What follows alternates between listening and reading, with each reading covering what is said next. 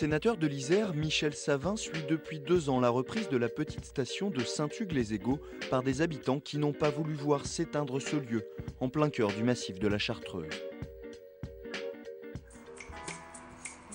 4 téléskis pour 4 pistes situées entre 900 et 1100 mètres d'altitude, Saint-Hugues-les-Égaux est une petite station située à 30 minutes de l'agglomération grenobloise.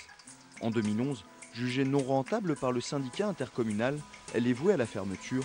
Hors de question pour les habitants du village qui fondent une association à but non lucratif et reprennent le domaine sous l'œil bienveillant de l'association des élus de la montagne dont fait partie Michel Savin.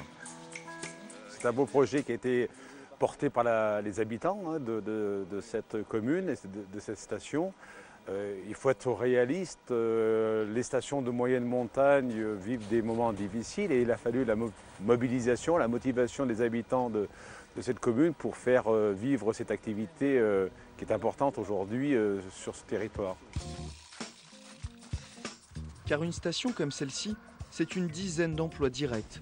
Des perchemans, des pisteurs qui, sans celle-ci, devraient aller trouver du travail loin de chez eux. J'habite depuis toujours sur Saint-Laurent-du-Pont, la petite ville qui est à côté.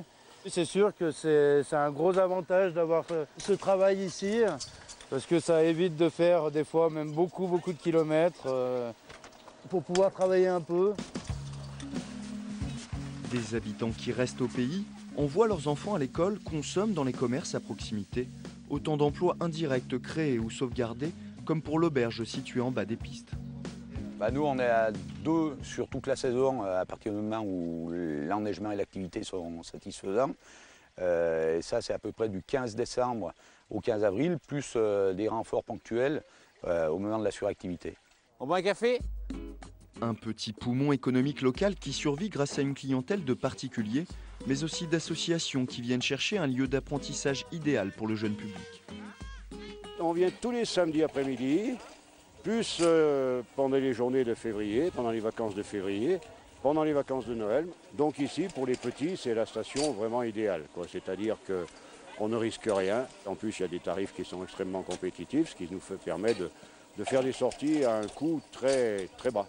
Il y a 1 de 5 ans et 3 adultes sinon. Voilà, exactement. Alors 31,30 s'il vous plaît. Moins de 7 € la journée pour un enfant et moins de 11 € pour un adulte, la station dégage un petit bénéfice entièrement réinvesti dans les équipements. Si les 2 dernières années ont été bonnes en termes d'enneigement, le ski reste une activité fragile, d'où l'importance de fidéliser la clientèle dès son plus jeune âge. On prépare surtout les clients de demain. Donc c'est pour ça qu'il faut que les enfants skient. Tout le monde se plaint, il y a beaucoup moins de skieurs alpins. Donc voilà, il faut chercher les causes. Et il faut revigorer toutes les petites stations. Je pense qu'elles ont lieu d'être actuellement. Un avis partagé par les grandes stations qui soutiennent Saint-Hugues-les-Égaux en fournissant des équipements essentiels comme la dameuse.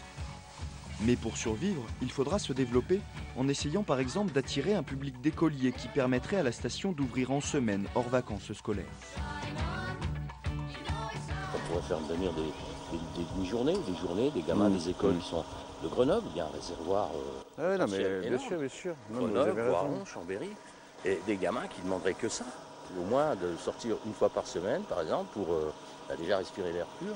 Ici, et puis découvrir une activité qu'ils n'auront jamais l'occasion de découvrir. On a ici le plus grand et le plus beau gymnase du monde.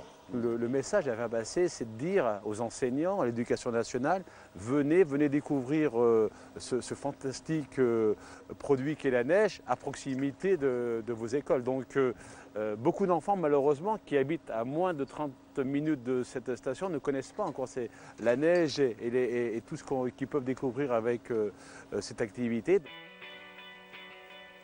Pour attirer les écoles, la station devra s'équiper d'une salle pouvant accueillir les enfants.